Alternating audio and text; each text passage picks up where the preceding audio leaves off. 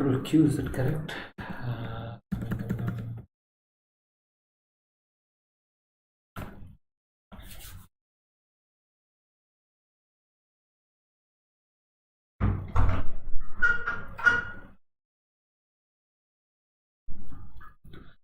Hello students, a very warm welcome to JEE English by Unacademy, India's leading and largest test preparation platform. And I'm sorry, I was on the other class. And so that being said, guys, before we get started on to this electrostatics lecture, today we have a quiz challenge on basics of mechanics.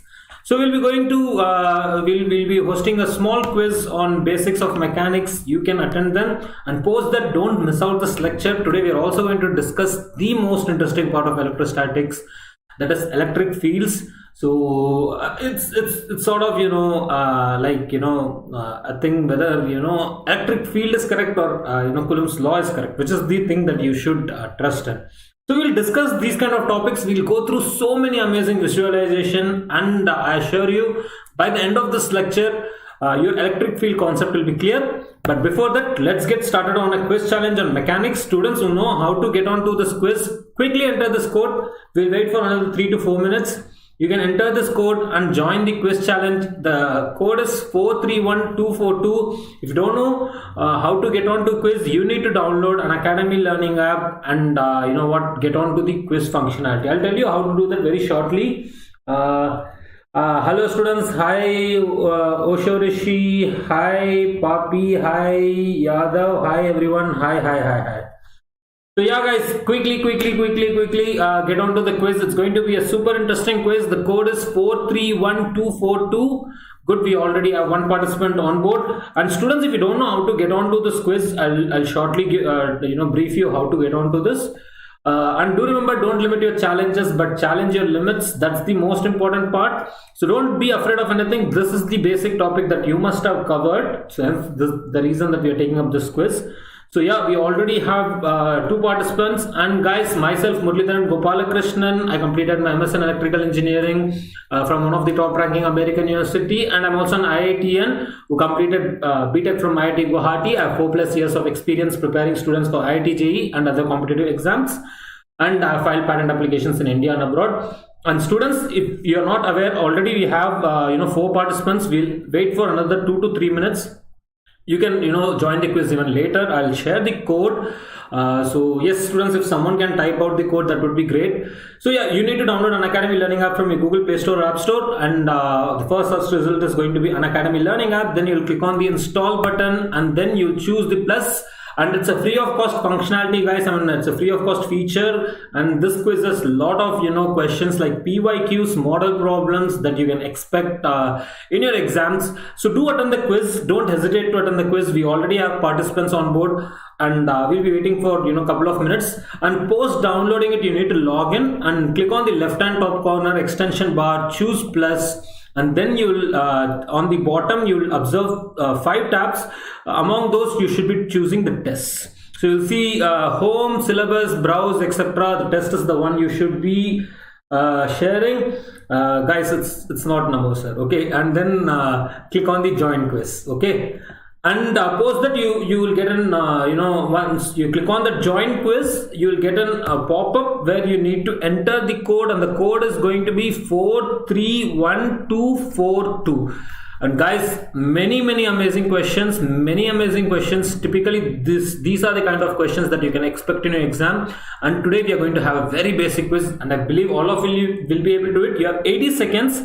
So yes, this is the code, this is the process to get onto the quiz. If you are aware of the process, awesome. 431242, we will be starting the quiz very quickly. Hi Oshorishi, yeah, you'll have 20 questions, 80 seconds for each question. I believe you'll be able to do it, and it should not be a problem. Guys, and attend it sincerely. Do understand test series and quizzes generally don't come for free of cost, but you're getting an opportunity to do that. Make use of it, take advantage of it, and as many free functionalities you can, free features you can, free lectures you can.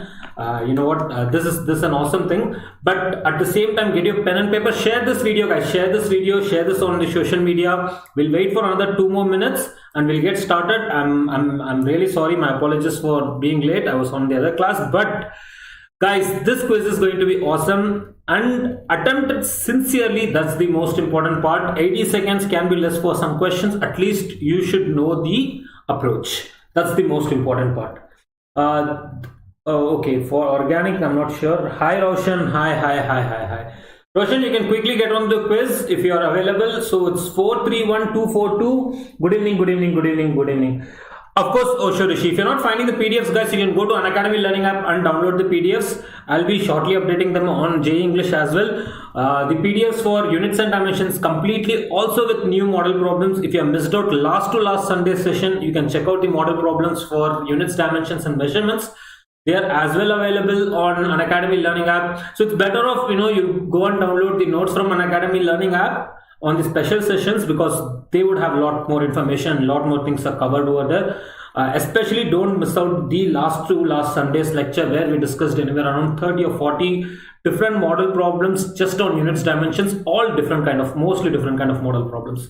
So do check it out, and for rest of your notes I'll be updating them even on JEE English as well, so you will get access to them. So yeah, other than I think electrostatics and I think even capacitors are available, capacitor notes are available. If not, I'll make them available. Anyway, they all will be available on Unacademy Learning app, guys, and with more model problems, so don't miss them out, and with more different kind of concept and understanding.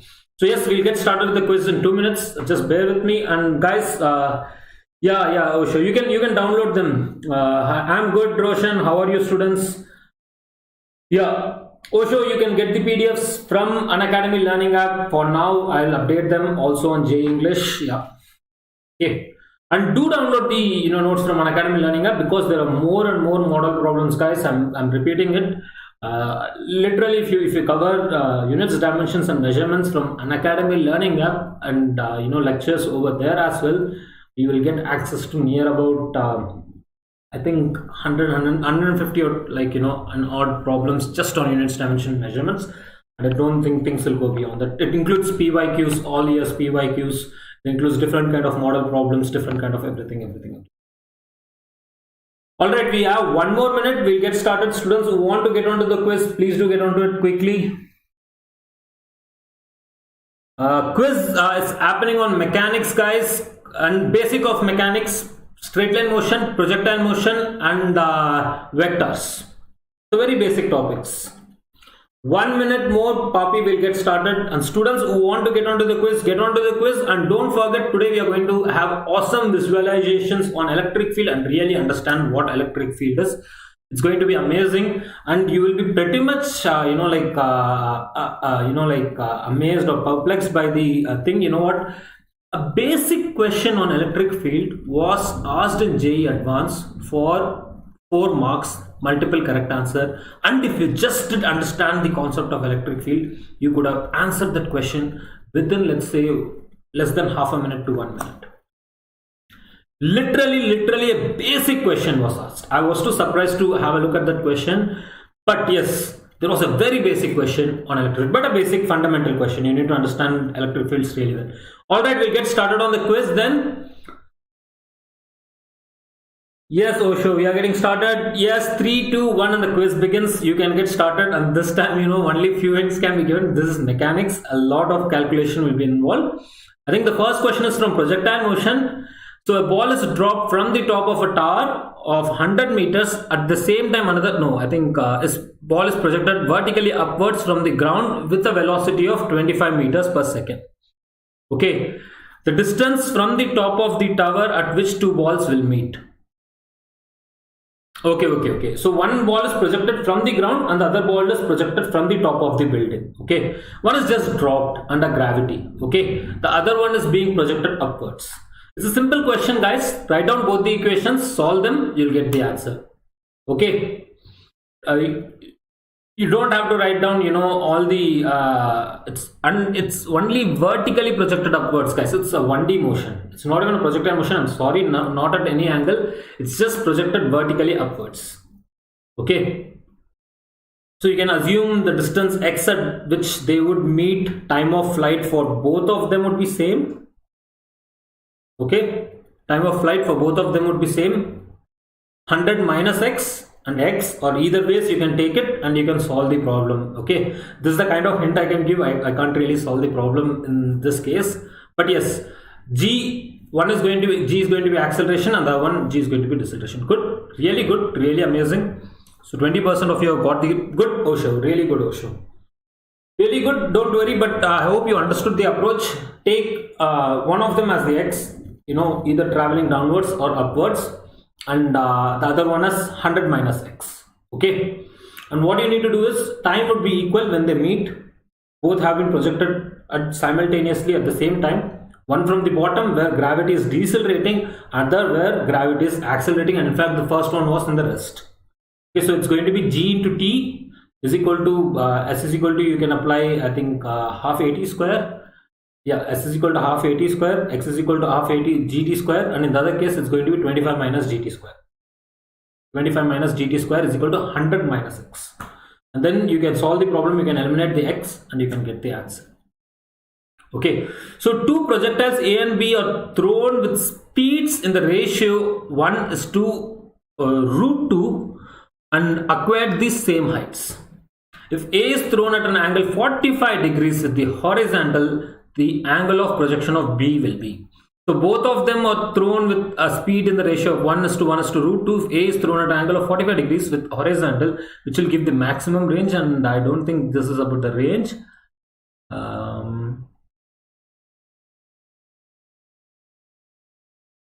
Okay, they acquired same height. I'm really sorry. So they acquired same height. You need to make use of the maximum height formula. Good, and you will get the answer. Okay, maximum height. Good Yadav, good Osho, good Ayush, good Papi, good. All right, guys. I think this is an easy one. So the earlier question, I believe you need to find out, in both the cases height are equal, and you need to basically find out and height. What happens at height? V is equal to 0, Vy is equal to 0. All you need to substitute is Uy of one of them, and even sine theta is known. Of the other one, the sine theta is not known. Okay, simply use, if you don't remember things, simply use those 3 Newton's equation of motion. And you can derive everything. Okay, so initially a car A is 10.5 meters ahead of car B. Okay, and both start moving at time t is equal to 0. Okay, so car A is, as you can see, is I think moving along x direction, whereas B is moving at a 45 degrees from origin. Okay, so it has a y lead of 10 meters, I guess 10.5 meters, and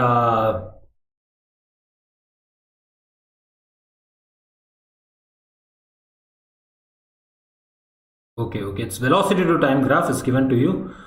One does not have any slope and the other one do have a slope. Okay, so you need to basically find out, you can apply relative equations, guys. Relative equations, you'll get the answer. Okay, it was V and T graph, and one started 10 meters ahead and the other one, it's a 1D question, I forgot the thing. So one is 10 meters ahead and the other one was 10.5 meters ahead. And the other one was accelerating with some angle, I guess. With that angle, with that slope, you'll get the acceleration. With the acceleration, you can find out when would it overtake. That is what the question was, I guess. What is the time it's going to overtake? Okay, figure below shows the distance time graph of the motion of the car. It follows from the graph. Okay. It shows a distance time graph of the motion of a car. It follows from the graph that the car is. Okay. In fact, equation is given to you in terms of t square, so you can probably understand it. It's what is happening in this case. So what is the thing that is happening over here? X is varying in terms of 1.2 t square. Code Rishul, the code is guys, the code is 431242. You can simply type in this code, right?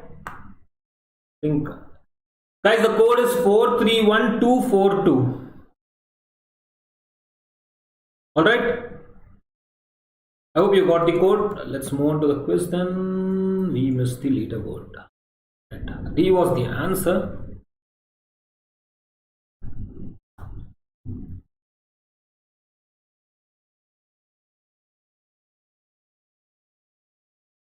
All right, let's get into the next question then. Okay, this is a popular kind of question. I hope most of you must have solved this question.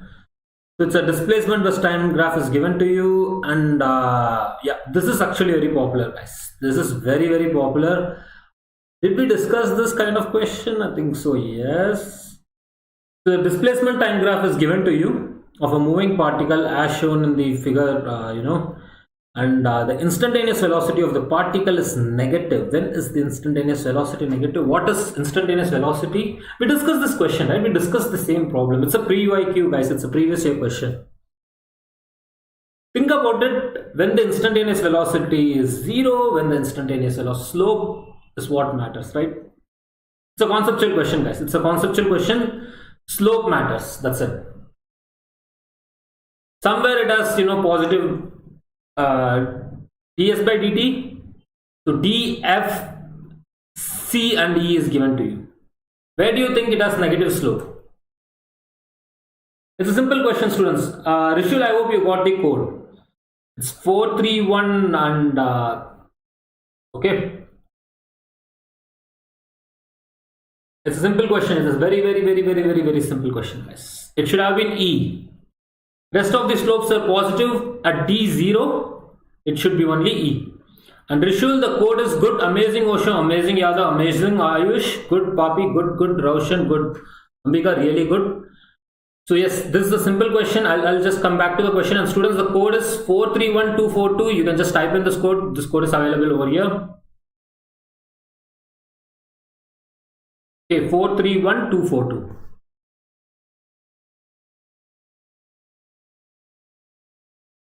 Yeah, I'll get back to the question. I think read out the question.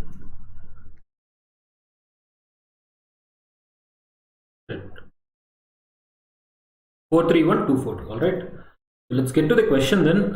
We still have 45 seconds. A ball is thrown horizontally with a velocity under root 2gh from the top of a tower of height h. Strikes the level ground through the foot of the tower at a distance x from the other tower.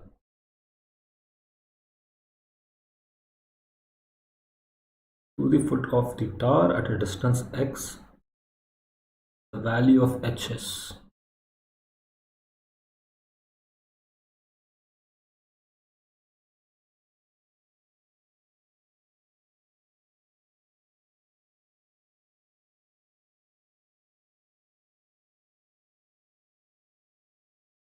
Okay, they're asking you about the range, guys. I'm sorry, they're asking you about the range. It's basically time t, and time t is 2u sine theta by g. In this case, it's only sine theta is in this case it's only 2u by g. It's a simple, not even like u by g. U by g time. You can multiply it with the given velocity and equate it to x. I think the answer was h, I believe. So yeah, I think so it was basically a question where horizontal projectile motion without any velocity along y direction. It was projected straight away with under root 2gh, and there you needed to find the range x. Okay, at some distance x, it meets the ground. Okay, I think that's a simple question. Anyway, we have done a lot of question around that. You can check out the question, and I believe most of you have got it correct. You know the approach. And that is the simplest form of projectile motion, guys. Projected from a height without any vertical velocity, you could not find anything better. Okay, so particle is projected from the tower as shown in the figure. Particle is projected at some angle this time, and 37. I hope all of you remember. Sine 37 is going to be. Sine 37 is going to be 3 by 5 and cos 37 is going to be 4 by 5. Alright, some values to remember. I think in this case projectile motion was happening at an angle towards the ground. So these are like the good students, good Osho, really good Osho, really good Yadav, good Ayush, good Chandan, amazing. A wheel completes 200 rotation covering 9.5 kilometer distance. What should be the diameter of the wheel? It's a simple question, guys. right?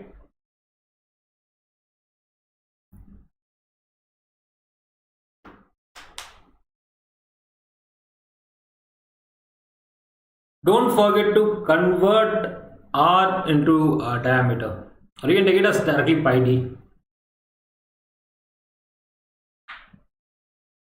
Okay, and this is basically you know what, 95 by 20 in terms of meters is equal to, you will do 95 by 20 into pi d. So pi, it's going to be 3.14.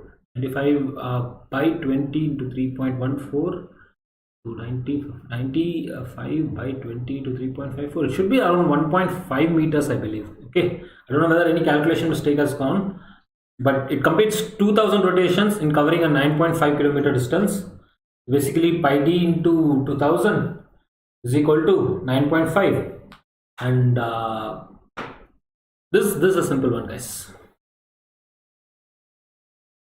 Okay, yeah, approximately 1.5. I mean, I didn't do the entire math.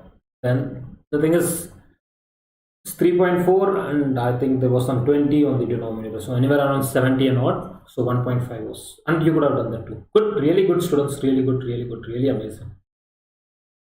A cyclist is moving with a constant acceleration of 1.2 meters per second on a straight track. A racer is moving on a circular path of radius 150 meters at a constant speed of 15 meters per second. All right, and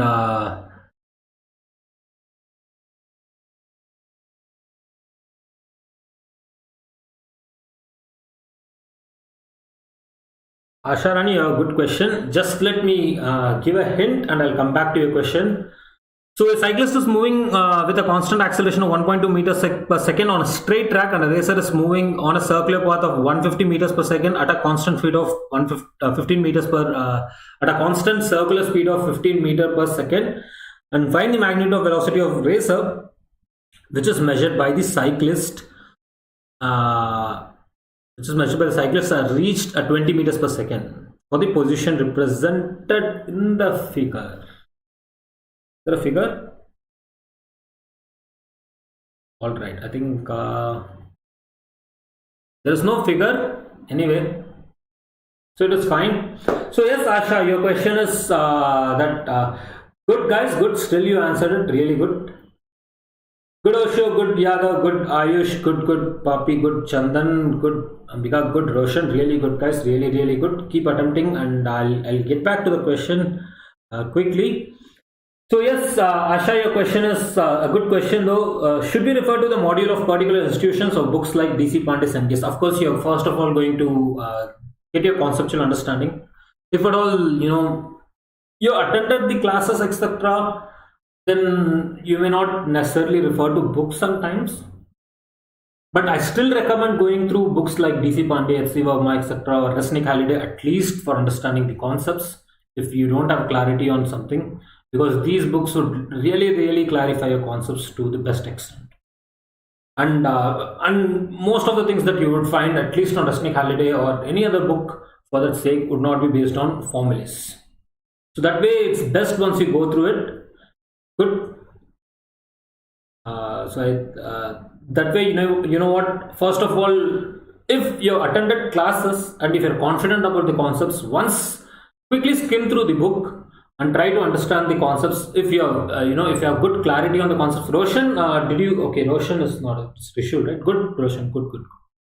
So first of all, try to go through the books, like standard books, books, and refer them. If you have clarity on the concepts, maybe you don't want to do it again, verify it through the problems given in the question. Good, guys, 67% of you have got it correct. Really good, Osho, you're killing it. Yadav, really good. Ayush, good. Papi, good. Ambika, really good. Chandan, good. Roshan, good. See, Asha, I can't really suggest anything. So your question is whether you should refer to any particular module of a book, module of any institution, or any books like DC Pandey and Senges. Definitely, I would say go through the books, solve the problems, but nevertheless, don't ignore your materials. Your materials would have collection of bunch of questions. Okay, your materials should have a bunch of and unless and until your your lecturer or your educator states that you know what, we are completing everything in the topic. Sometimes they'll say this is the basic topic that we are completed, please go and complete rest of the questions in that.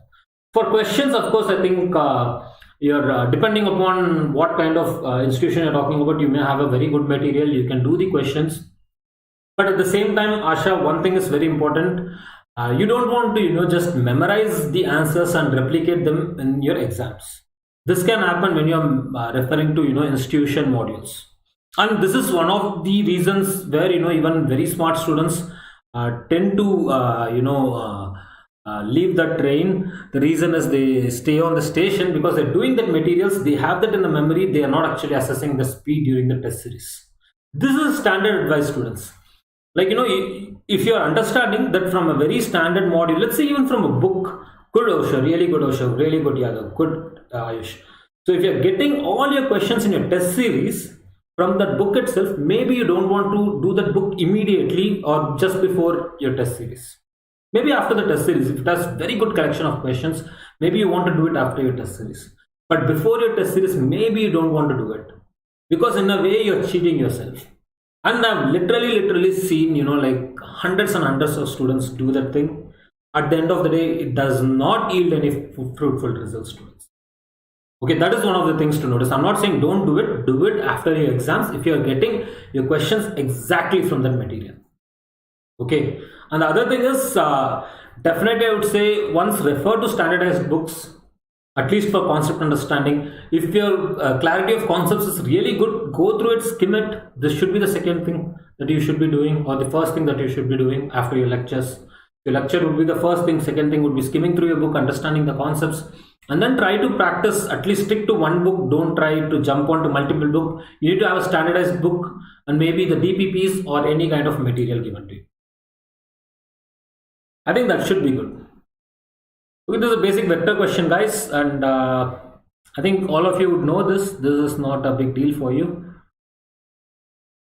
I think all of you would have answered this correctly.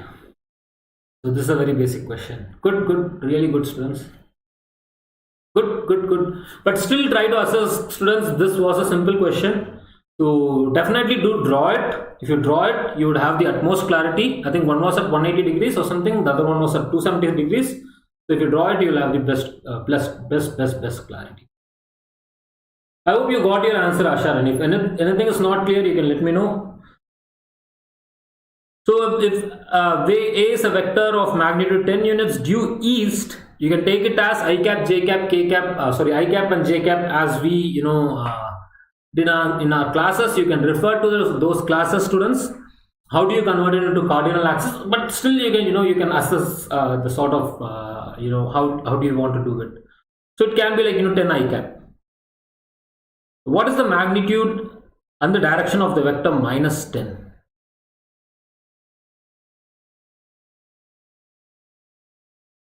Guys, this is a simple question.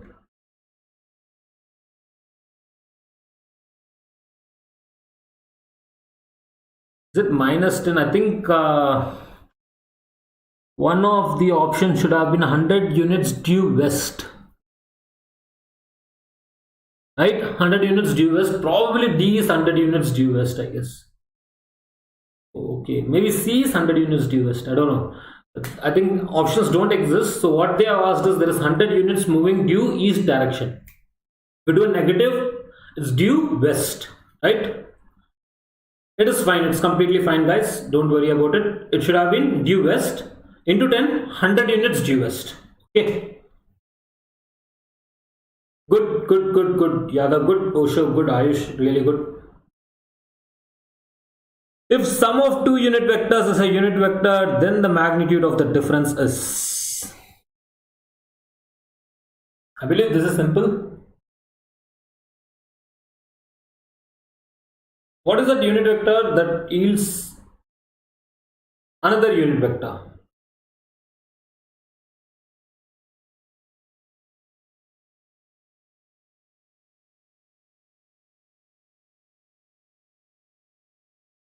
You can write it down and simply, you can solve it.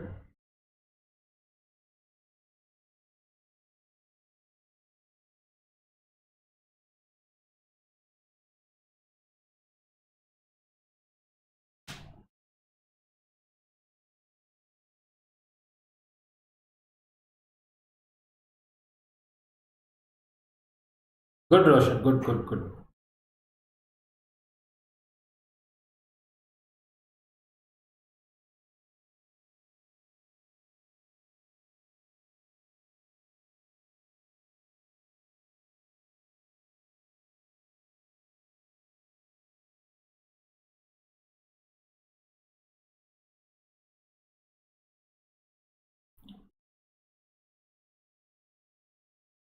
Good, Yadav. Good, Osho. Good, good, good, good. Really good.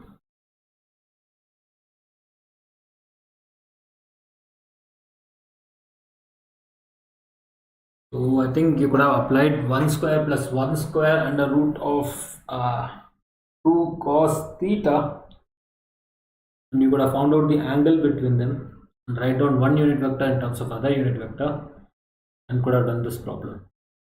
So it should be basically I think 120 degrees is what would be the angle between them, since 2 cos theta is equal to 1, and that should give you cos theta is equal to 1 by 2. Okay, 2 plus 1 cos theta is equal to 1. So in that question there was 2 unit vectors that you added to made another unit vector. To basically typically find out that question, one is I think basically taking down the resultant sum, which should be like 1 is equal to 1 square plus 1 square, a square is 1, b square is also 1, is plus 2a b cos theta, again 1 and 1. Okay, so that should give you like 2 plus 2 cos theta is equal to 1. That means cos theta is minus 1. 2 plus 2 cos theta, 2 plus 2 cos theta is equal to 1. And that gives us cos theta is equal to minus 1.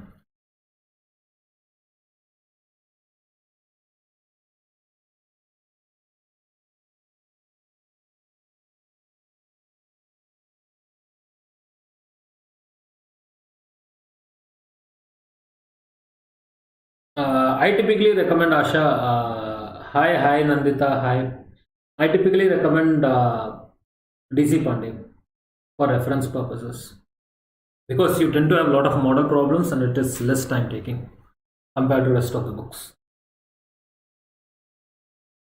So in this question, there is a vector A of magnitude 10 units as shown in the figure, and the x component is, it's simple guys, 60 degrees. A is how much? 10 units. 10 cos 60. Just you can do it, I guess. And it should take care of the sign convention. Asha, I typically recommend DC Pandey.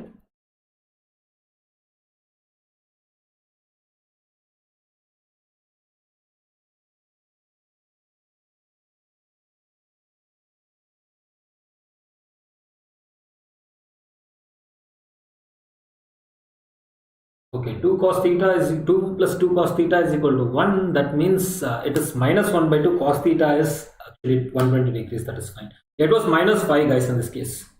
So your theta would be like minus 120 degrees. Okay, so that means you can write down one in the other form. Let's say one is you're taking to be a cap, the other can be like cos theta cos 120 a cap. Okay, now if you add them, that would be 3 by 2. 1 plus of 1 by 2, so that should be 3 by 2, I guess. Isn't it?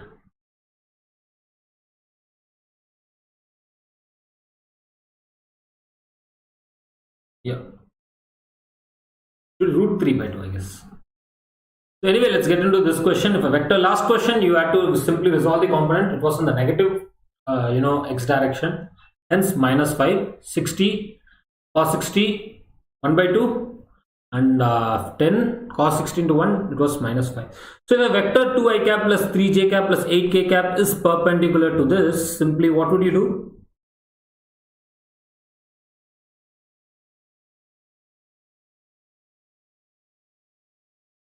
Problem solving, maybe just problem solving solely, still you can get started with DC Pandey module. Both are fine, Asha. Both are fine. Good, Osha. Good, good, good, good. It should be basically dot product should be 0, right? Cos of 90 is going to be 0 for them. So take a dot product and equate it to 0.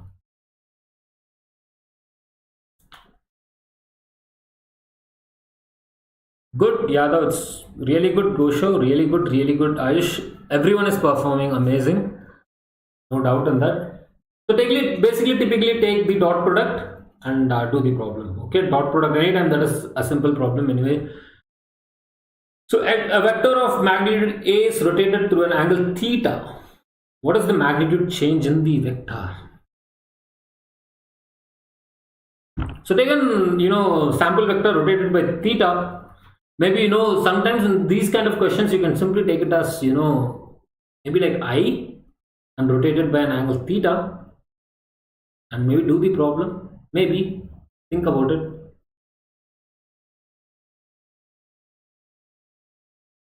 One simple way of doing these kind of problems, any such problems, you can take up things like this and do it.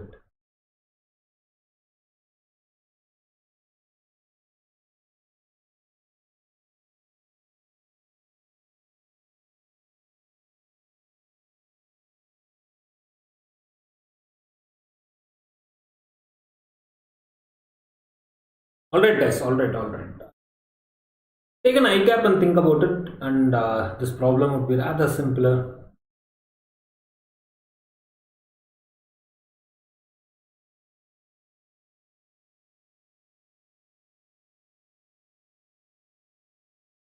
So if you take an eye cap, so just an example, you can take it as anything, any other thing. If you take it as eye cap, it all will become like a polar coordinates. So it would be like cos theta I cap plus of sin theta j cap. Under root of cos theta square plus of sin theta square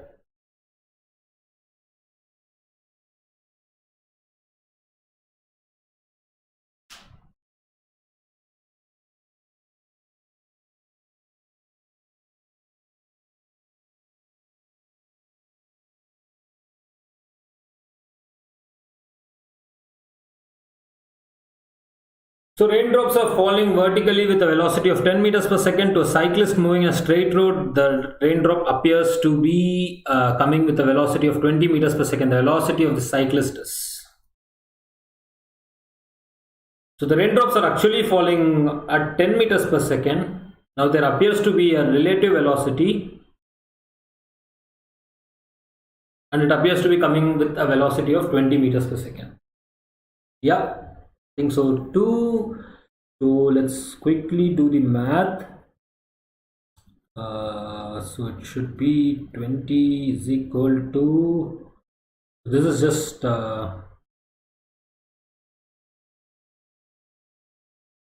this is falling vertically, you're moving horizontally, and this is 20. That should have been, so that was what was given. So 10 with 10 meters per second it is falling down. And now what is happening? It appears to be as if it's coming at 20 towards you. So now the thing is, your cycle is moving at certain towards you. No definite direction has been given to you. So it should be 10 root 3. It should have been 10 root 3, guys. Okay, because you're always moving on horizontal direction, and this coming in the vertical direction. So this, you can't really add them directly. You need to do the vector components. One is going to be along minus 10 I cap, and the other one is going to be some x j cap. You can write it down, 10 square plus x square is equal to 20 square, that is like 300. So it's going to be 10 root 3. The thief is running away from a straight line.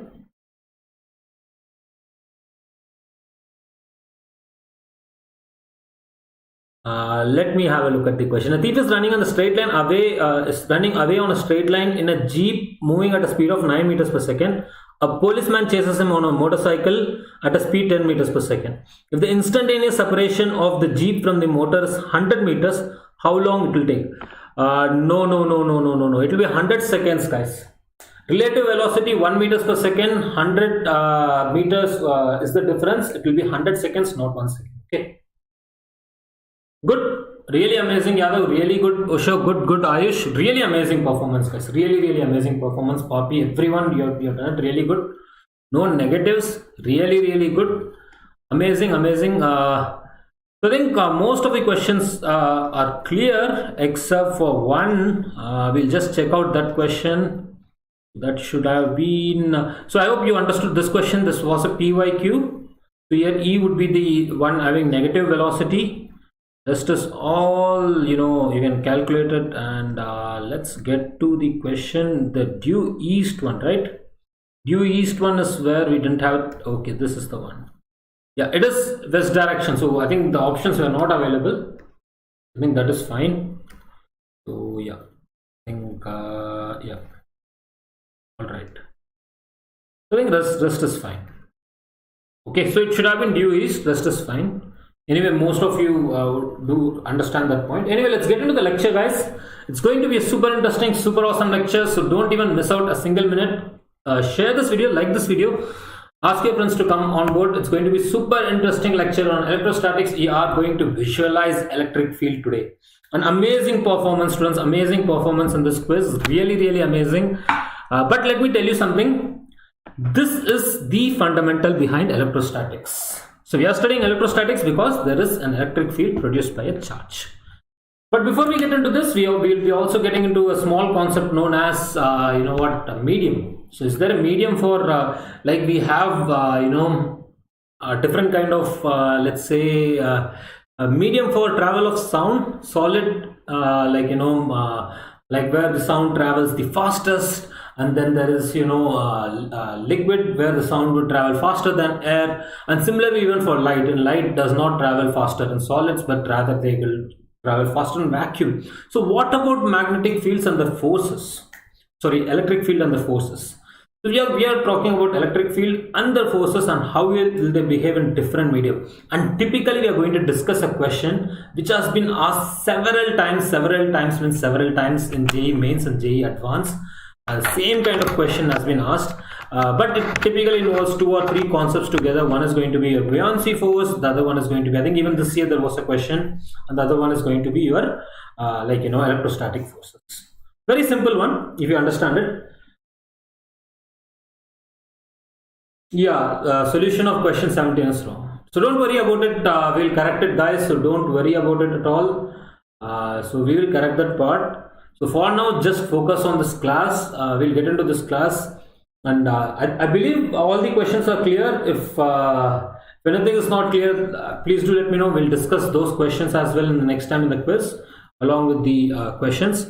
So that being said, students, if you are not yet on our Telegram app, do get onto a Telegram app, because you will get live notifications on all the classes happening on JEE English or any lecture that has been conducted, even on an Unacademy special class by our lecturers. And we have one of the best lecturers across the nation on this channel.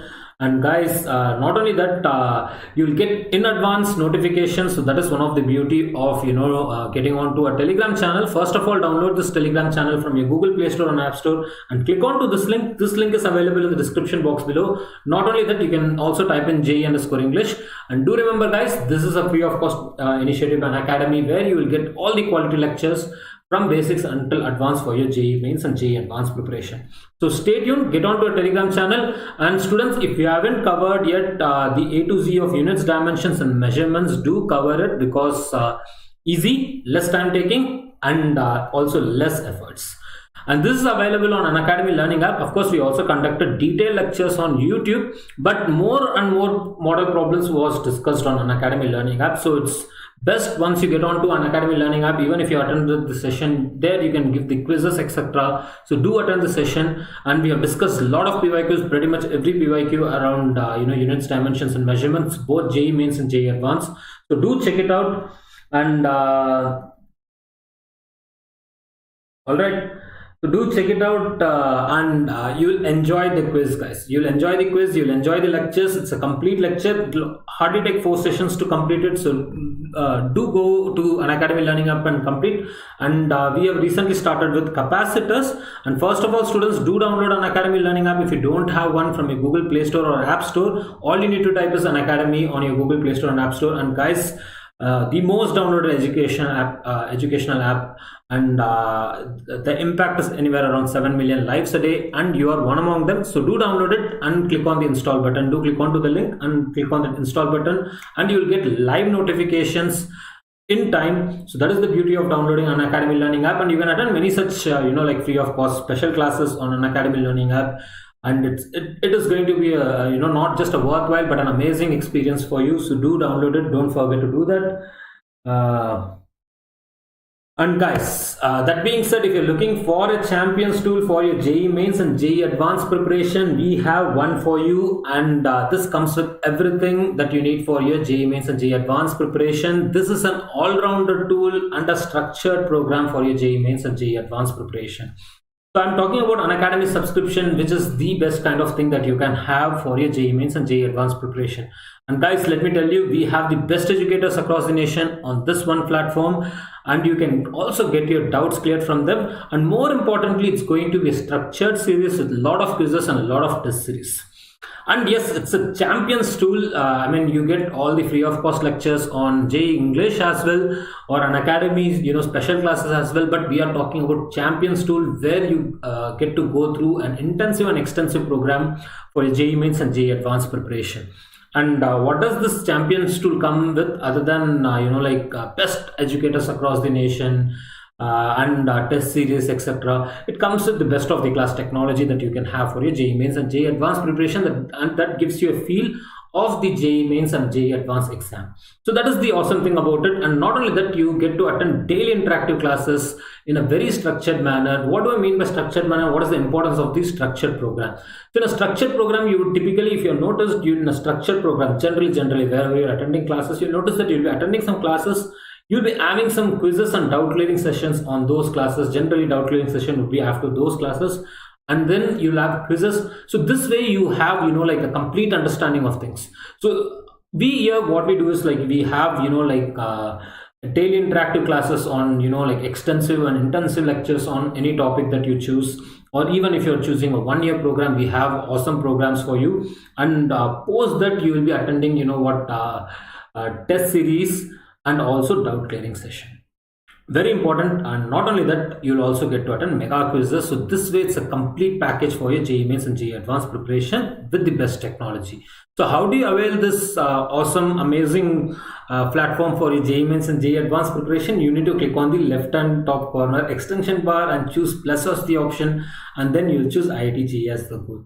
And with this, guys, you are getting prepared for both JEE Mains and JEE Advanced. And the other beauty is, it's one subscription, unlimited access. As soon as you click on the get subscription, you are going to get unlimited access throughout that period. Of course, you can take it, Asha.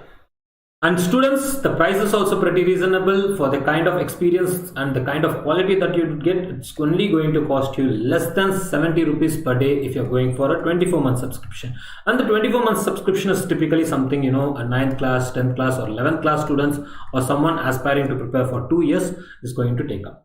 Typically a 2-year-long journey, and this is going to be the best price that you can avail by applying Murli Live coupon. So do not forget to apply Murli Live coupon on your subscription purchase so that you can get the best discount. And that being said, students, we also have convenient payment methods for you. You can split your payments into multiple parts using our in-house payment feature. And guys, this takes away the burden of paying all the fee at once. Not only that, we also have no cost EMI, which also reduces the burden of paying all the fee at once. So you can typically split the payments into multiple parts using our pay in parts feature, which is our in-house feature, and no cost EMI, which takes away the burden of paying all the fee at once without any interest. And students, the 12-month program is also quite affordable. It's going to cost you less than 2,900, only 2,888 per month. Pretty reasonable. You can apply Murli Live coupon to get the best discount on your subscription purchase and to get to this price point. And students, not only that, we have 6,000 plus materials for your JEE Mains and JEE Advanced preparation. Recently, we have floated, quite a many programs for JEE Mains and JEE Advanced preparation. This is the time to enroll, students. The reason is the semester is getting started, the schools are beginning, and this is the time where you will have, lectures just starting right now. Depending upon your programs, it can be dedicated programs, etc. And I've launched an Optics Basics to Advanced course where we will have 60 lectures to discuss optics. both wave optics and ray optics, which means we are going to cover anywhere around like 100 concepts. If you're already on plus, do enroll onto our do enroll to the program. It's going to be super amazing. Today we did many interesting problems around optics, and guys, it's only 2 lectures you have missed. It was launched on 9th of October and it happens from Tuesday to Friday from 6 to 7. Generally extends a little bit, but 6 to 7. So don't forget to attend the classes, because the classes have just started beginning now, and the very basic concepts have been covered and you can still catch it up. So do attend the program. It's going to be super interesting. I'll assure you that. So enroll soon, and if you're planning to get the subscription soon and enroll to the program. It's going to be super interesting, guys. And that being said, scientific theories and expressions, that is formulas, etc., just imaginary representation of absolute truths. So there are absolute truths, especially this is very relevant to the topic that we are going to discuss today. So today we are going to talk about electric fields, etc., and also the medium, some dielectric medium, etc. But in this case, whenever you're thinking about electric fields, magnetic fields, especially the magnetic field lines, electric field lines are just representation of theory. In that case, any such expression, any such scientific theory is just an imaginary representation of absolute truth that has been found by experimentation or through experience, etc., or something that can be proved. But yes, but they are very important. What do I mean by imaginary representations? We don't know if everything would work that way, but probably it works all that way. There can be exemptions, there may not be exemptions. So yes, let's get into the lecture. It's going to be a super interesting lecture with a lot of visualization. So do share the video, do click on the like button, and keep attending lectures, guys. This is going to be interesting, and electrostatics is something where you don't even want to miss a single lecture. So yes, that being said, guys, one of the things that we had to discuss in the Coulomb's law was a medium. So let's say we have so far discussed all about vacuum, blah blah blah. But what if the charges are present in some medium? Like an electrical medium with some electrical permittivity. What happens in that case? So typically, we used to write this Coulomb's constant as 1 by 4 pi epsilon naught, if you remember, and this was the equation. F is equal to K into Q1 Q2 by R square when we are talking about force of repulsion or force of attraction between two charges. But when you place in a medium, this is going to be 1 by 4 pi epsilon. Okay, now we are talking epsilon naught was nothing but permittivity of free space or vacuum. Okay, this earlier we used to write K is equal to 1 by 4 pi epsilon naught. In this case, epsilon naught was permittivity of the medium. Okay, permittivity of the medium. But which medium? Of vacuum or air. Generally vacuum. Okay. But if at all we are going to denote it by 1 by 4 pi epsilon, we are talking about non-vacuum medium, maybe non-vacuum medium. Okay, we'll get to this point. This is how it should be represented, right? Maybe we are not present in vacuum. We are talking generally about non-vacuum medium, maybe air. There exists a little bit of a dielectric constant or relative permittivity for air as well. It's not exactly one. Okay. So yes, we'll get to this point and we'll understand what we are talking about. So yes, so this is the standard epsilon naught. If you remember, we used to write it down as 8.85 into 10 to the power minus 12. But 8.85 into 10 to the power minus 12 was the value of epsilon naught, which was meant for vacuum. But if you're talking about some other medium, we are going to multiply it with a relative index or relative permittivity. Okay. So it's like saying that, the permittivity of the space is epsilon naught. But if you're moving to some other medium, then you're going to multiply it with a factor, which is going to increase the permittivity of the medium and decrease the forces, isn't it? It's going to decrease the forces, right? Absolutely, it's going to decrease the forces because your value of K has decreased, value of epsilon has increased. In the earlier equation, if you remember, what was Km? 1 by 4 pi epsilon. If the value this epsilon r is greater than 1, if the value of epsilon r is increasing, what would happen? The value of km would decrease. Okay. So sigma r, we will generally denote it either as relative permittivity or it can also be called as dielectric constant. Okay, same thing. If you calculate it, it's the same thing. And that being said, let's first of all, try to imagine what happens when there are like two objects present in the space and they are repelling each other. What is happening in this case? Okay, let's say there is an object, like two charges. So both are like charges, let's say. They're repelling each other. This is some force F12. So it's in a medium. This where epsilon r is not equal to 1 and it's a non-vacuum medium. Okay. Now the thing is, there is a force on it. Let's call this as FQQ dash. In this case, it's also going to be of the same magnitude but of different direction. I mean exactly opposite direction. Okay. Now, what is happening actually in this medium is, earlier when epsilon r was 1, that is when it was vacuum, maximum force was delivered. Now since epsilon r, it has some permittivity, the force of interaction is going to reduce. Okay. What is happening is this force will become lesser. Force of interaction between the charges have reduced. It would be more, more interesting when we start understanding electric fields, because a very related topic and hence you'd have the best clarity. But now think about it as if these charges were interacting some or the other, which is all due to electric fields. Okay, once you start understanding electric fields, it's all due to electric fields. But this force of interaction has reduced.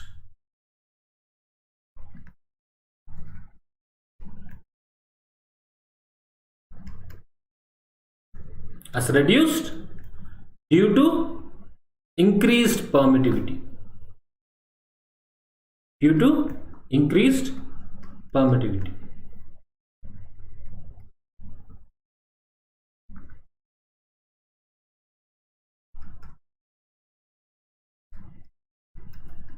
Alright, and this thing you can realize in your capacitors.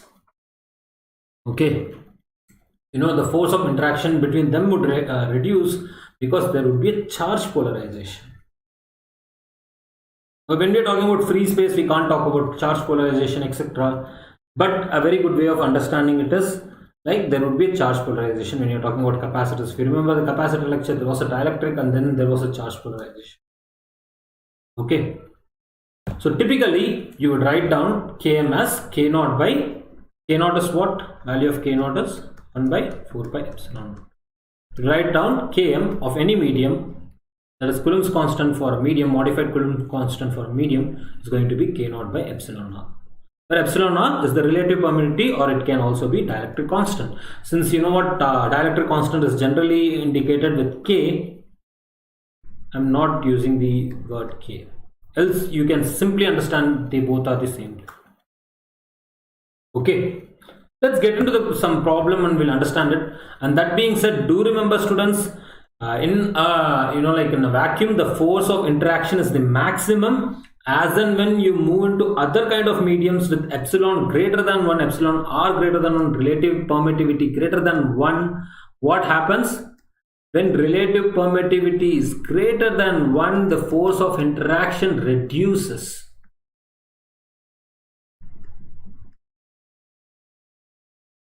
By how much? By epsilon r. Simply substitute in that equation Km and K0 into Q1 Q2 by r square is equal to, so if I've been talking about Fm, generally what is Fm? 1 by 4 pi epsilon Q1 Q2 by r square. We forgot the vector part, we are just talking about the magnitude for now. Now if I'm going to write it down just as 1 by 4 pi epsilon naught epsilon r into Q1 Q2 by r square, this is nothing but F vacuum divided by epsilon r. right? Simple. So that's how you'll get it. So yes, your force will always reduce according to the dielectric constant or vacuum. Sometimes, you know, it can, you'll also see it being written as something like this, like K, but this is not Coulomb's constant, this is dielectric constant. Okay, this is not Coulomb's constant, but dielectric constant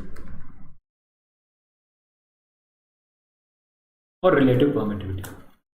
All right, so let's do a thing. So you understood the force reduces by epsilon r, etc., etc. Let's do a thing. Let's take up a JEE Mains problem, and this is also the same kind of problem that is being also asked in JEE Advanced.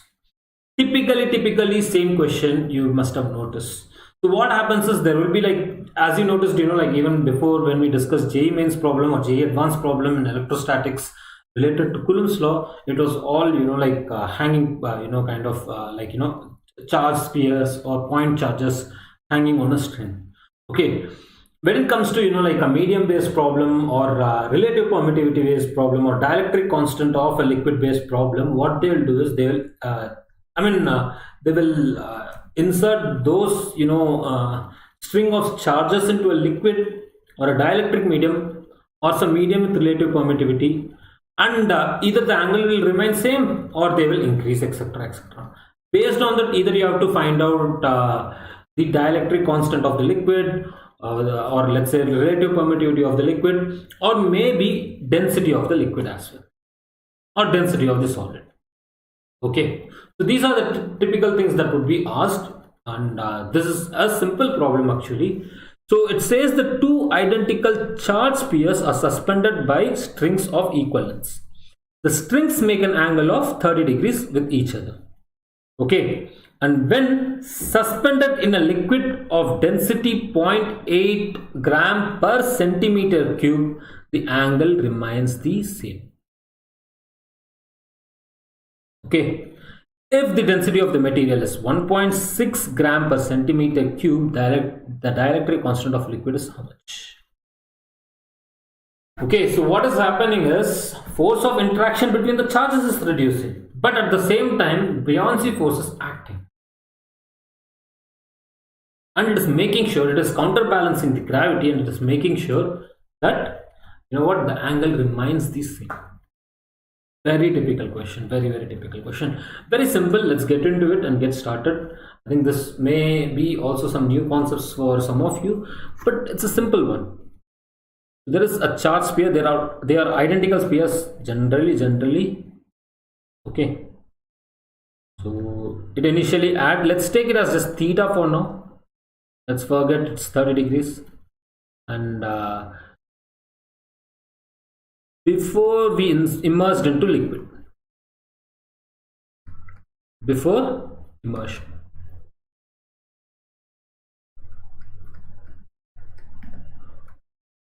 Okay, there would exist an electrostatic force repulsion, and there would be a gravity, and you know this thing, this is theta. Anyway, you can do it. Basically, the ratio should remain same.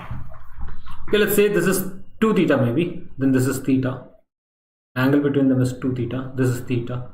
Now what would happen? Tan theta you can calculate, or any theta for that case, tan theta, cos, but they are not all friendly. Tan theta or cot theta is the best thing that would work. So the tension is balancing it in this case. So let's talk about tension forces very quickly, just like how we did in earlier lectures. So this is going to be, if this is tension T, this is tension T as well. Okay, forget it. We are only talking about one of them. It's the same kind of, you know, all the equations for the other one as well, and we are not worried about the other one. So if it's tension T, this is going to be T cos theta, and this is going to be T sin theta. Okay, so tan theta is going to be Fe by mg. Fe by,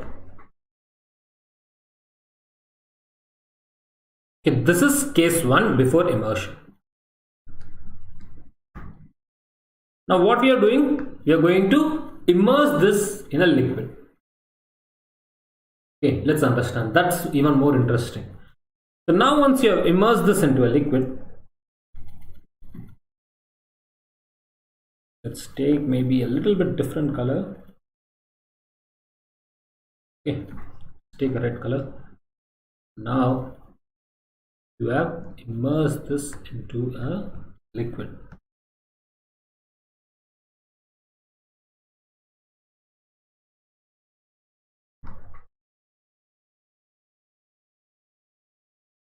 This angle 2 theta, angle remains same when suspended in a liquid of some density, forget the density for now, the angle remains same. Alright, force of repulsion has reduced.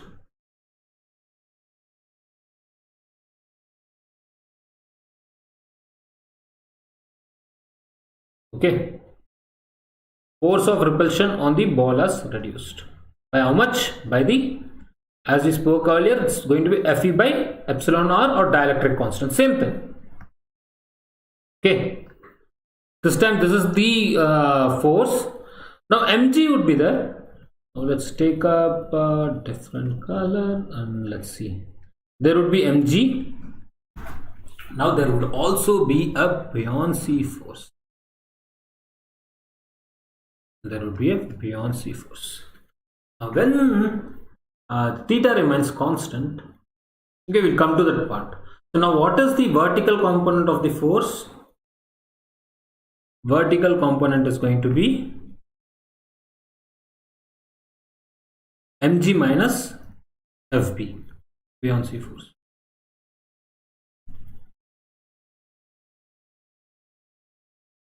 Okay, there's also another charge over here. It would be mg minus f. Even though electrostatic force is reduced, mg minus f, the weight acting in vertical direction, let's say the force acting on the ball in the downward direction has been reduced due to buoyancy force, which is pushing it upwards. And how much is buoyancy force? It's basically rho of the liquid into volume into g. And how much is mg? M can be written as rho of the solid or the material, whatever you like to call it, into v into g. Okay, these are all like, okay, fine, this is all fine. And even there you would have to substitute this. Okay, that is all fine. Now the thing is, the angle remains constant. This is theta. This theta is staying as theta. If you remember, we wrote down the tan theta is equal to, in this case it is going to be fx by fy, right? Fx by fy. What is the fy component, or fx component? It is basically fe by r, epsilon r. Okay, and what about the y direction? It's going to be v into g, rho solid minus rho liquid. Okay, simple buoyancy based problem. Now the thing is, we have two equations in which angle remains same. We can equate them. Magnitude is going to be same. So you'll basically equate this equation, first equation, with the second one. And we are talking about case 2. In case 2, what happened? After immersion or after suspended in the liquid, electrostatic force has reduced. I mean, the weight, I mean, the total force acting on the in the vertical direction is also reduced. So that way tan theta remain constant. So we can say tan theta is equal to Fe, electrostatic force, by mg. Okay, we can write down mg as rho vg. I'm talking about case 1, rho volume into g. is equal to Fe by epsilon r, writing it down as a separate term, into 1 minus, this is rho solid, okay, over here. So in this case, what it is, rho solid minus rho liquid into into V into G, volume into gravity. This is volume V. Cancel it out, cancel it out, cancel it out, cancel it out, cancel it out, cancel it out. Fe cancels, VG cancels. It's now a simple math. And typically, maybe you don't want to remember this, but this is how you do it. So epsilon r is going to be rho s divided by rho s minus rho L.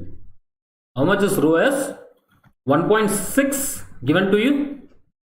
Density of the material, density of the liquid, which is displacing and creating the buoyancy force, which is being displaced and a buoyancy force is being created. It is 0.8. It's 1.6 minus 0.8. Simple. Rho r should be equal to 2. Okay, 0.8, 1.6 minus 0.8, 0.8, 16 divided by 0.8, it's basically 16 by 8, it's 2. This is the electric constant. Simple question, guys. Simple questions, not once. Literally, I've seen this question twice in the exam. Combined both JEE Mains and JEE. Okay, electric constant. Same as dielectric constant.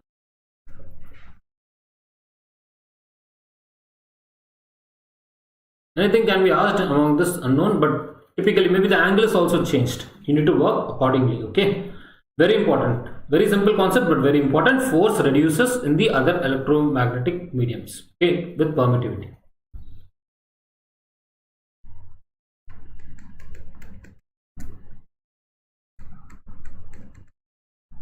And an easy one. Okay, simple, understood. That's it, guys. That's all you need to know about any medium. But let's understand why is all this happening and what has been the first thing that we have been talking about. We said that electrostatic force, if you remember the definition, what was electrostatic force? So I believe this problem is clear, guys. So JEE Advanced asks concepts. For example, if I take 1D motion, what are the concepts in that lesson?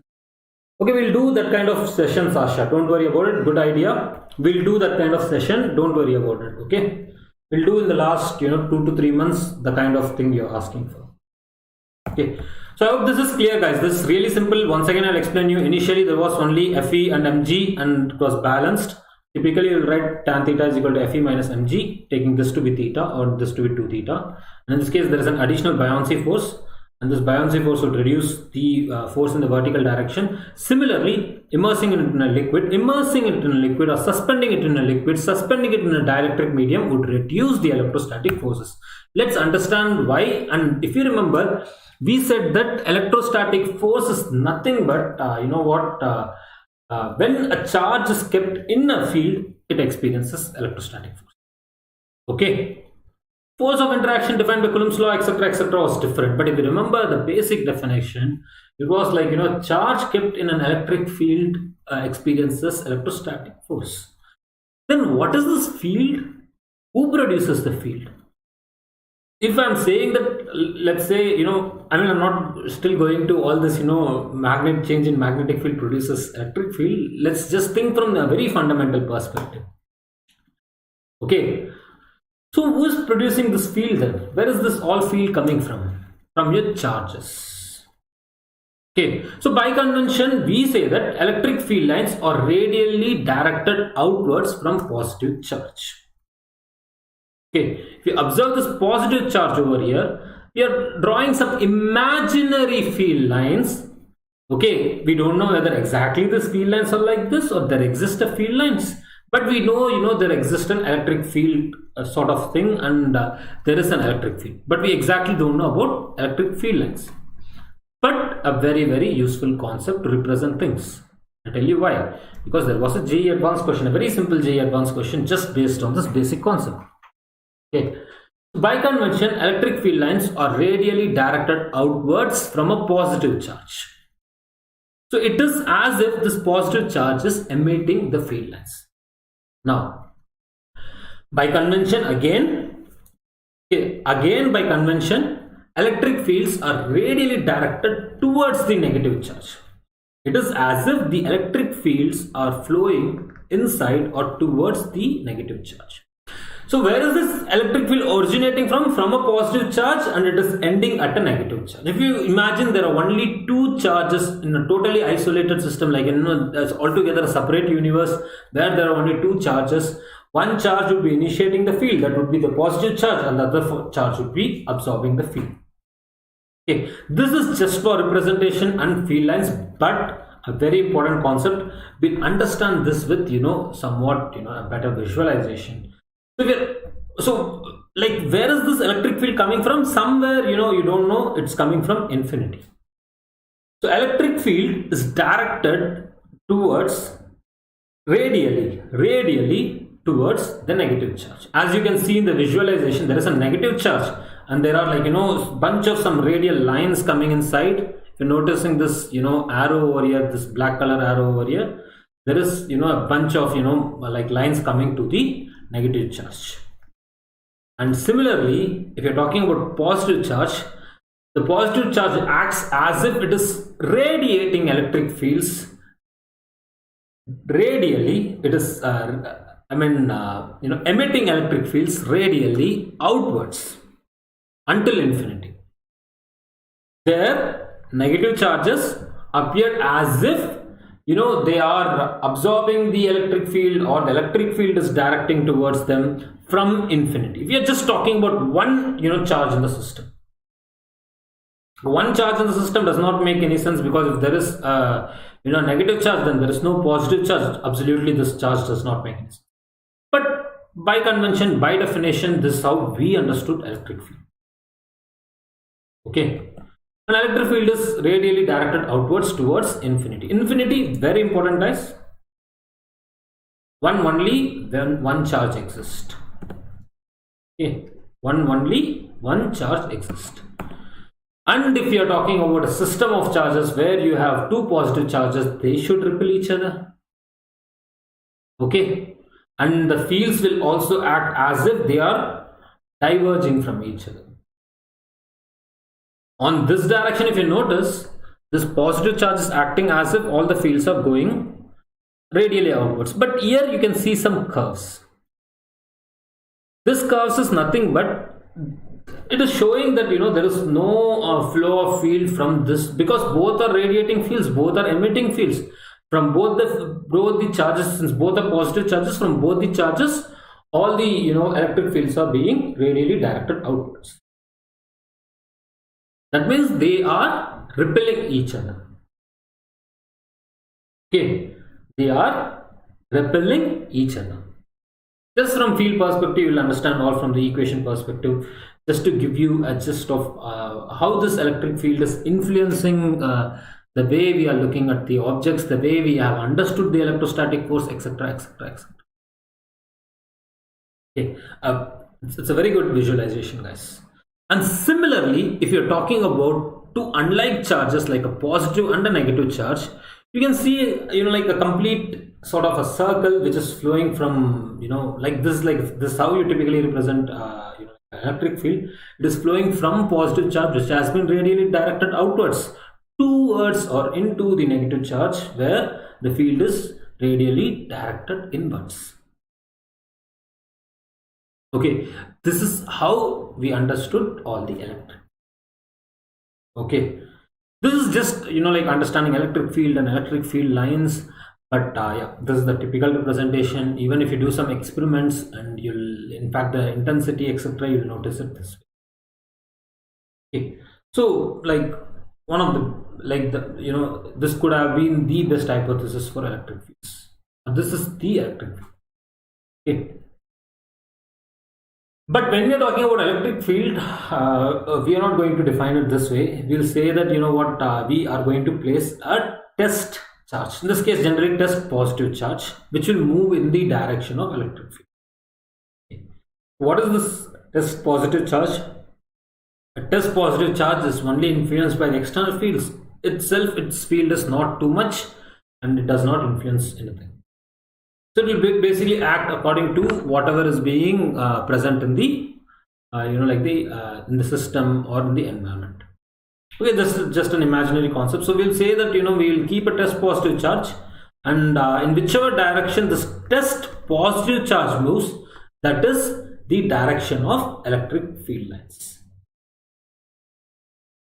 Okay, easy, amazing, simple.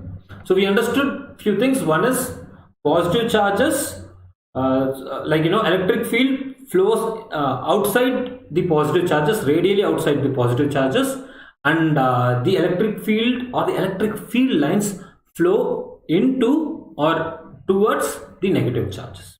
It begins at some positive charge, it ends at some negative charge. Okay. How do you find out the direction of an electric field? You place a test positive charge and you'll notice what is the direction of this electric field. And what is a test positive charge? A test positive charge is nothing but a charge, its field that cannot influence external field or very minimum field it produces. Okay, and you noticed a couple of more things.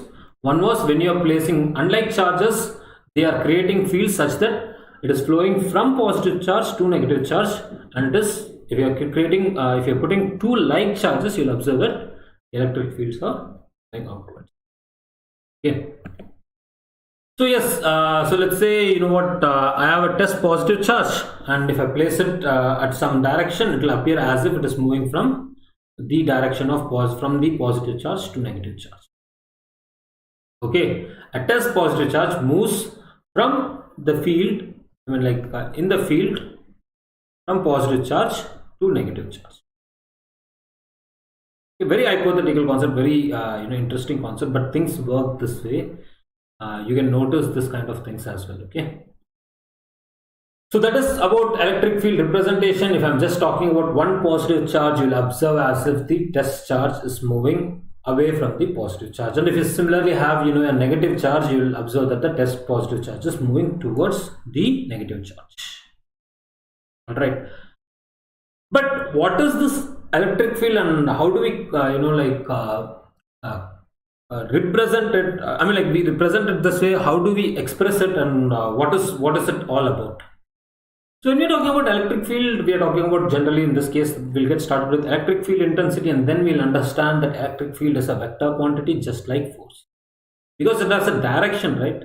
We are saying that this positive charge will move in the direction of the electric field. Okay, charge does not have a direction, but electric field has a direction. So does the force. So when we are talking about electric field intensity, it is nothing but it is the electrostatic force applied by the charge. There is some charge that is, let's say, that is every charge is producing some electric field. Now in this case, this electric field in turn is applying some force. Okay, until now we understood there are two charges, that two charges existed, hence there was a force between them. It was either repulsive or attractive. Now what I'm stating is, now each individual charge have their own field. Okay, and depending on its field, the other charge would either feel a repulsion or an attraction. Like a repulsion or attraction. So there is individual charges with their own fields, and depending just upon their fields, the other charge would experience a repulsion or an attraction. Now let's say I placed a test positive charge, and how do we assess the electric field intensity or electric field? Now, electric field intensity is nothing but the electrostatic force applied by the charge on the test positive charge per unit charge. Okay, it sounds like what is happening. Basically, you'll find out the force on this test charge and divide it by the magnitude of the test charge. That's all. That is electric field intensity. Strictly talking in terms of magnitude.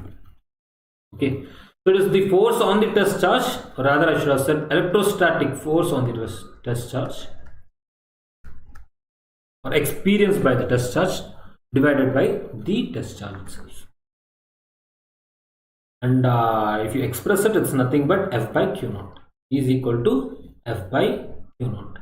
And what are the units? Newtons per coulomb. Newtons per coulomb. Okay. And the thing is, if you're talking about a medium, now let's come to the part where we have started talking about a medium. If you're talking about a medium, what happens to the electric fields? Electric fields are becoming weaker with a medium with more, relative permittivity or dielectric constant or higher permittivity. Higher the permittivity, okay, higher the permittivity, weaker are the fields.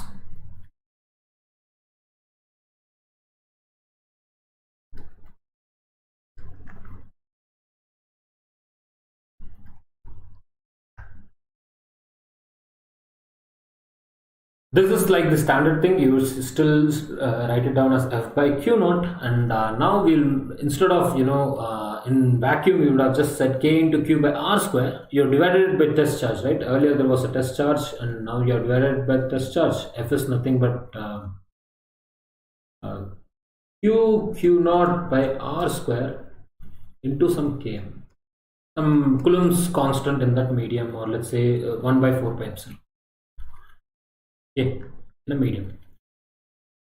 Now you will divide it by Q naught, you will get it as Km into Q by R square. Okay, but do understand that as we move into a medium, these electric fields are becoming weaker. Hence the electrostatic force is becoming weaker. Simple? So yes, but the characteristic of, like with distance, the force reduces in, in this fashion, and similarly does the electric field as well. Okay, if you remember, the force was also having a relation something like this. F is equal to 1 by R square. E also has a relation. E is proportional to 1 by R square. Okay, from this graph you can understand this is nothing but y is equal to 1 by x square graph, right? Y is equal to 1 by x square graph.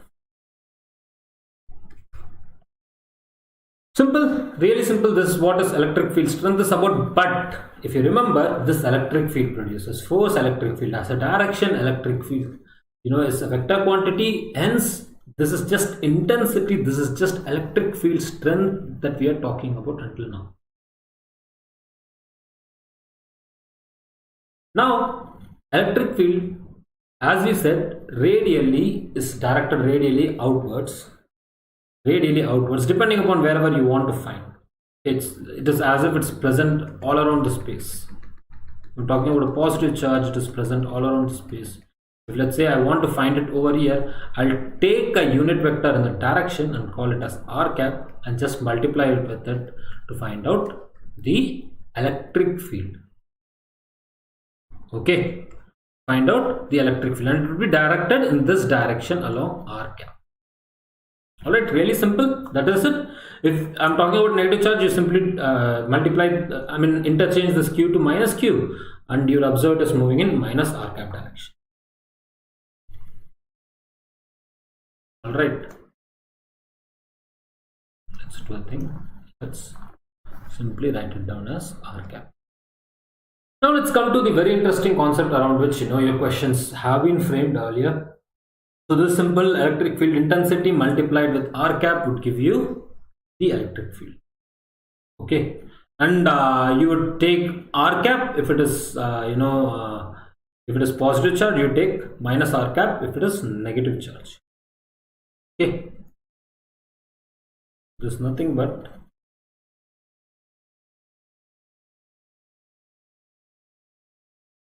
E times r cap. Okay, if this was negative charge, simply here you substitute minus q, it is nothing but minus r cap. Alright, this is all about electric fields, but there is one more important thing. When we are representing electric fields, as I told you, it's an imaginary line that we draw to understand electric field. We generally say that number of lines outside, for an example, let's say this is in this case is a positive charge. In this case, this is a positive charge.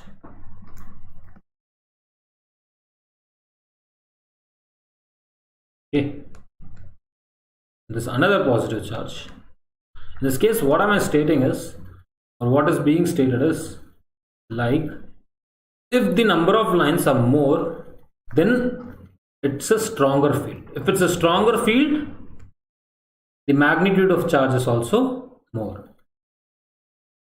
Okay, stronger fields are produced by more magnitude of charges. What is the thing that is changing? Let's say you're measuring the electric field at the same distance.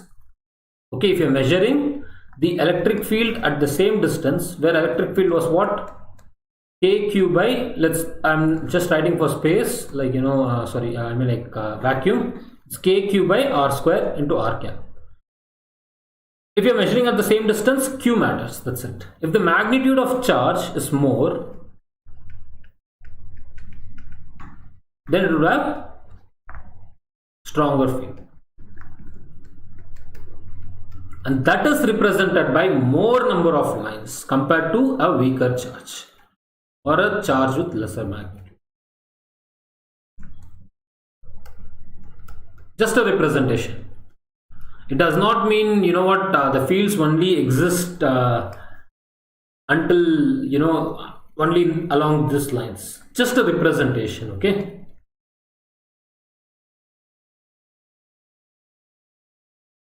If you place a test charge even over here, it will experience the force, electrostatic force.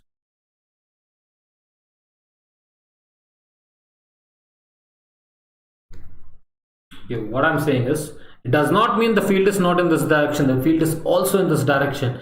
If you place, let's say test positive charge, it will experience the repulsion, but the repulsion will be lesser due to its weaker field. So it is now the entire concept is changed. Hi Abhilash, hi.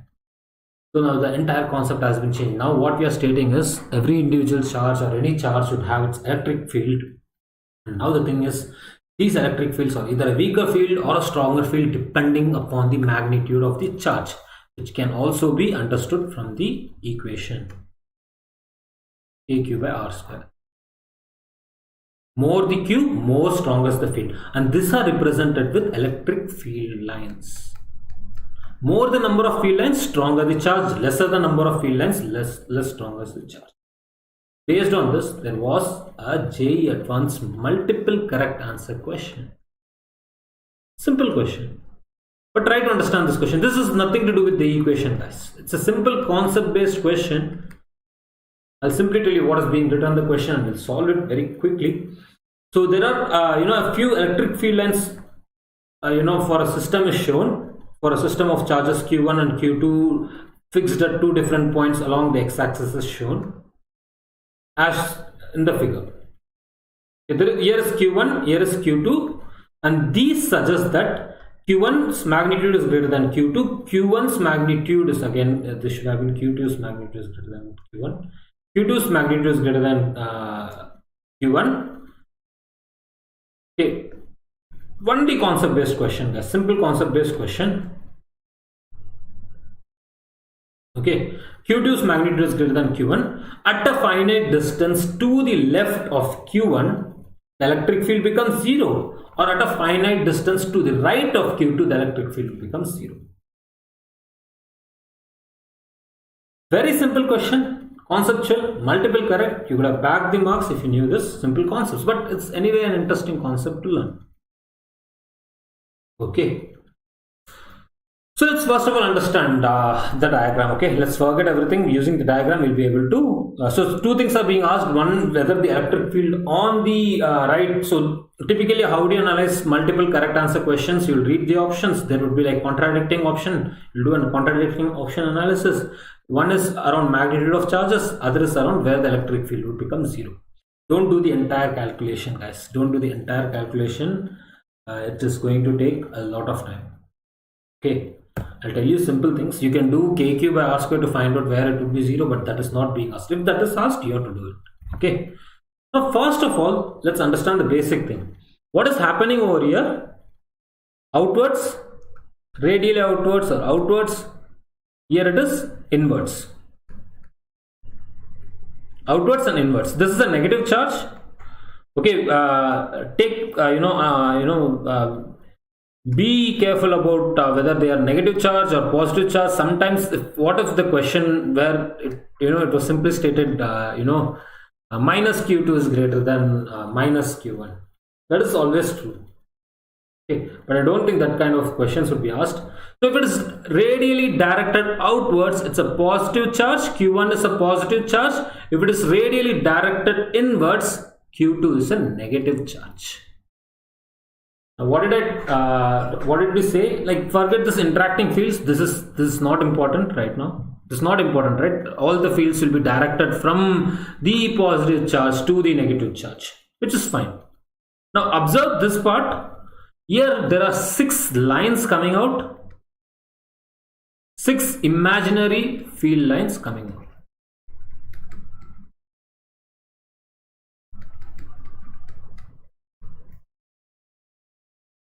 And in this case, only 2 field lines are coming out.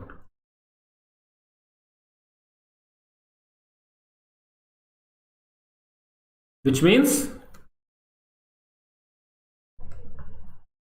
which is the stronger charge? Which is the one that has stronger electric field in terms of magnitude, or a stronger electric field intensity?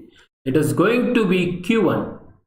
Okay, this also tells you, not this but rather this tells you that the 6 lines, which is greater than 2, of course, tells you Q1 produces stronger field,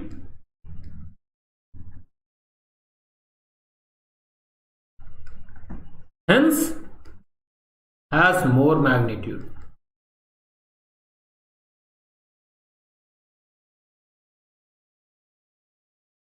Whereas Q2 produces weaker field, only 2 lines outside compared to Q1. Hence, it is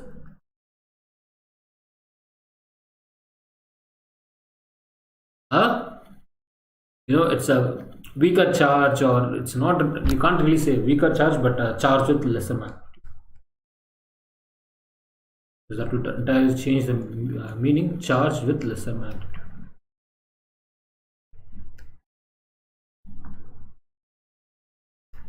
All right, simple guys, simple. Now that also means magnitude of Q1 is greater than magnitude of Q2. Okay. Now let's, first of all, among these 2 options, we know A is correct. Now we need to understand where would the electric field become 0, and if at all, where would it become 0? Okay, let's do a thing. Let's erase this part. Okay, now the thing is, I have to find out whether on the right, or sorry, on the left of Q1 or on the right of Q2 the electric field would become 0. One way is doing, writing down, as you already know, it is Q2 is negative. You can simply substitute magnitude of Q1 by R square minus of K Q2 by R square. Okay, somewhere would be 0. Okay, where would that R be? Whether it would be lying on the Q2 side or the Q1 side. Okay, this is like a numerical way of doing things. So you can do it like, K gets cancelled, R square would also get cancelled, right? R square. So numerically it's not possible. I think numerically it's not possible though. But we can still, numerically.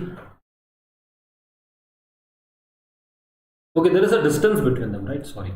So I'm really sorry. There would be a distance between them. So at some R, if I'm saying whether it is R plus X, let's assume this to be, some 0. Some 0, this is R plus X, and let's say here R lies or here R lies, something like that. Okay, so one is going to be R plus X, and the other one is going to be, if I'm saying equal distance from here, this is X, this is also X. So you can typically do it also numerically. Just giving a, what could have been done if it is not about where the r minus x whole square, whatever it is. Okay, is correct. Here minus should be there and here plus should be there. Okay,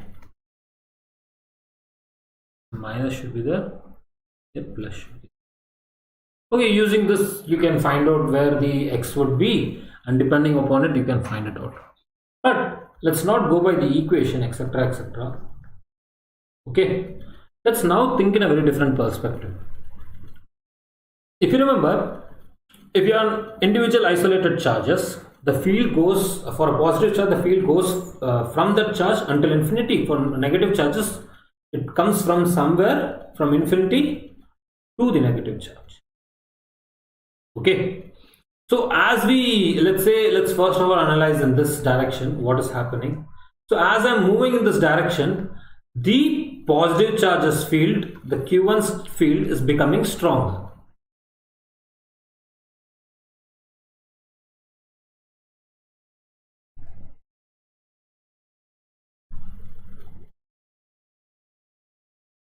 Is becoming stronger.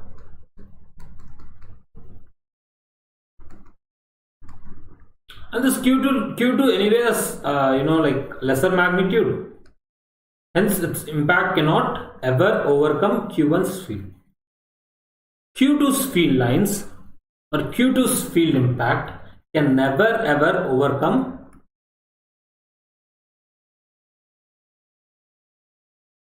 Q2's field lines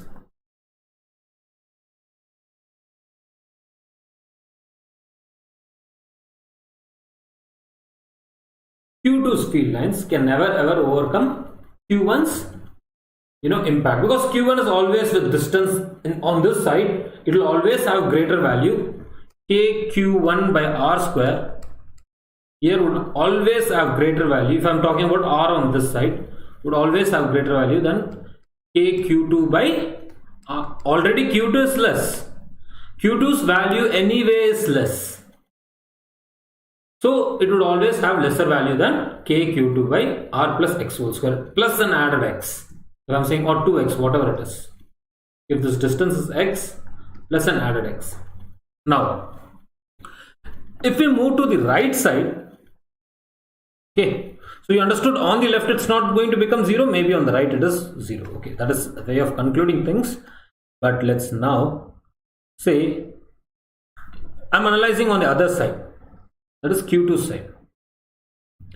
Q2's field somewhere over here is present. Let's say over here at this, there is a test positive charge or something. It is generating some force, etc., etc., etc. in this direction.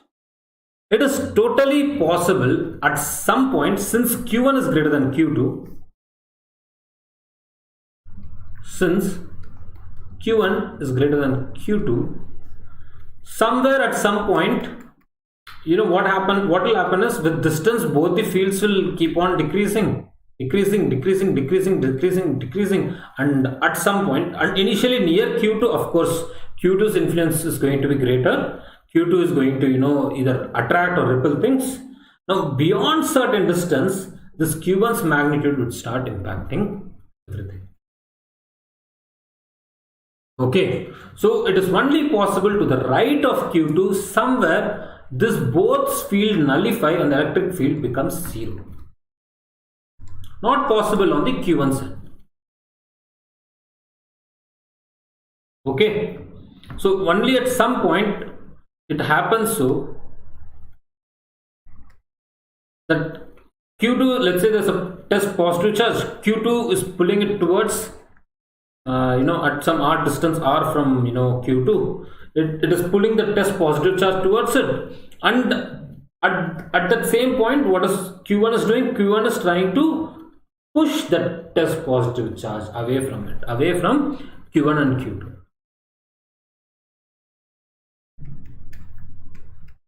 It should have been the other way around, but anyway, signs are inverted. Plus x square, sorry.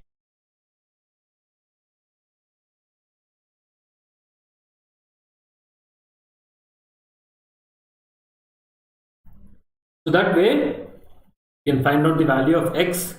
come in the ratio of Q1, Q2, etc., etc. But this is possible. Since Q1 is greater than Q2.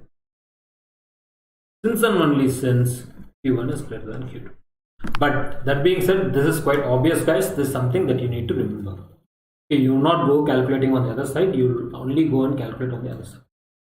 Simple concept. Simple conceptual based question. If you understood the field lines, what is the magnitude of field, etc., you'd get the answer. So at a finite distance to the right of Q2, electric field can become 0. At some finite distance.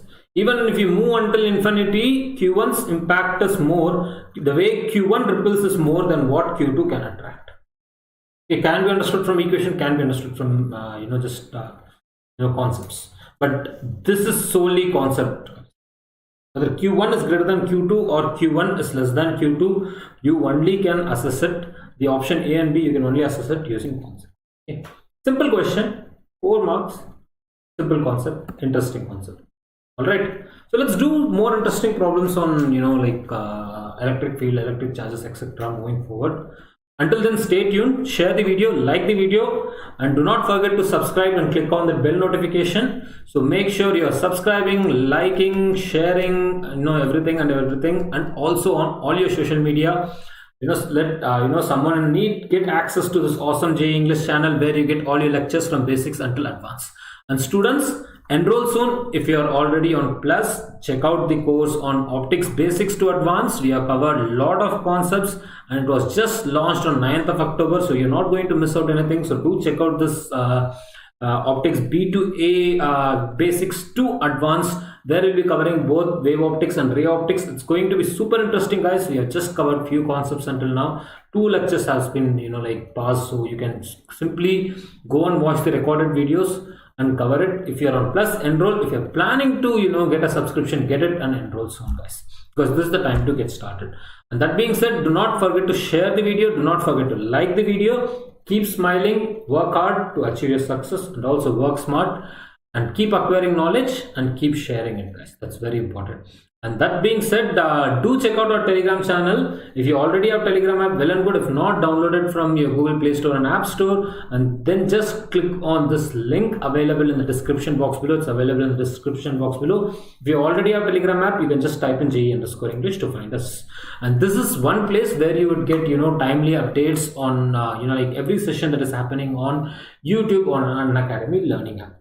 So get on to this Telegram channel and start attending the lectures regularly. In electrostatics, you don't even have to, you should not be missing even a single lecture, and you don't have to miss a single lecture if you are on the Telegram channel. So make sure you're on it. And students, that being said, we have covered everything around units, dimensions and measurements, and you can check it out on Unacademy Learning app by downloading Unacademy Learning app. And students, let me tell you something amazing. So we have covered everything around units, dimensions and measurements from 19th September to 22nd September on back-to-back session, and it's a free of cost special class. And guys, we covered many PYQs, many different model problems. If you haven't attended these 4 lectures and missed the Sunday lecture, go and attend it. And because it's super interesting, super easy scoring, and less time taking. Okay, and that being said, guys, to attend these kind of special classes, free of cost special classes, you need to download Unacademy Learning app. You'll typically type in Unacademy on your Google Play Store and App Store to find us on Google Play Store and App Store, and then you click onto this link and click on the install button. That's all you need to do. And guys, let me tell you, you'll get live up to time or timely notifications on this Unacademy Learning app. And not only that, you can attend your classes from anywhere. And students, if you're looking for a champions tool for your JEE Mains and JEE Advanced preparation, we have one for you, which is the best in class, JEE preparation platform or program that you can have for your JEE Mains and JEE Advanced. We're talking about a champions tool which prepares you from basics until advanced and the way you want. And guys, not only that, we have the best educators across the nation on this platform. And if you have an Unacademy subscription, you can not only attend the daily interactive classes, but also get your doubts clear from them. And guys, it's going to be a fully structured program where you're going to attend all the where you're going to attend not just the lectures but the program in a structured way. So you'll be attending daily interactive classes. Along that will be the doubt clearing sessions, dedicated doubt clearing sessions on each topic, and dedicated quizzes, and combined with mega quizzes and this way you are completely preparing for your JEE Mains and JEE Advanced. Not just preparing, but preparing to become a champion in JEE Mains and JEE Advanced. So that's the beauty of Unacademy subscription. And you can click on the left hand top corner and choose plus as the option, and then you choose IIT JEE as your goal. With this you'll be preparing for JEE Mains and JEE Advanced, and then you'll click on the get subscription. And with the get subscription, guys, you can access it unlimitedly for the period you are with. And not only that, students, we have legends like DC Pandey sir on this platform, and at a very reasonable price of only 2,100 per month only. So yes, this is typically for 9th class, 10th class and 11th class students, and this is going to cost you less than 70 rupees a day, with all the kind of features, with all the kind of technology, with all the kind of best educators, and also authors like DC Pandey sir on the single platform. And you have dedicated programs depending upon whatever you aspire to do. Let's say if you want to just perfect few topics within that few months that you have, like let's say for 24 months you're already attending some classes, and if you want to perfect some topics, this is also a way to do it from the best educators across the nation. And how do you get to this price point? You need to apply Murli Live coupon to get to this price point and get the best discount on your Unacademy subscription. And students, that being said, we also have convenient payment modes for you, which takes away the burden of paying all the fee at once. You can check out our Pay in Parts in-house feature from Unacademy, which reduces the burden of paying all the fee at once. Not only that, we also have no cost EMI, in which you can split your payment into multiple parts without any interest. These are two interesting payment options for you, which can take away the burden of paying all the fee at once, and you don't have to go through the hassle of paying all the fee at once. We also have other interesting payment options like debit card, credit card, UPI, and any other traditional payment options that you expect. Not only that, guys, the 12-month subscription is also pretty economical. It's only going to cost you less than 2,900 per month. So it's only 2,888 per month for all the kind of features and the best educators and the kind of programs that you get. There's 6,000 plus materials for your JEE preparation. In fact, 7,000 plus materials on JEE preparation. And guys, the programs have started right now, so it's time to avail your subscription. And do not forget to apply Murli Live coupon to get the best discount on your subscription purchase. So this is the discounted price. So do not forget to apply Murli Live coupon to get the best discount on your subscription purchase. And remember, it's only one subscription, unlimited access. So what are you waiting for? And it is the time to enroll, students. It's the time to get the subscription. This is when the most of the programs will begin. It is the season, so don't forget to do that. And take care, stay safe, bye bye. We'll have more interesting sessions on electric fields moving forward. Electric fields is a vast chapter. We'll have many things to cover in this, many model problems, etc., etc. See you in the next class. Take care, stay safe, bye bye. Don't even miss a single lecture on Unacademy.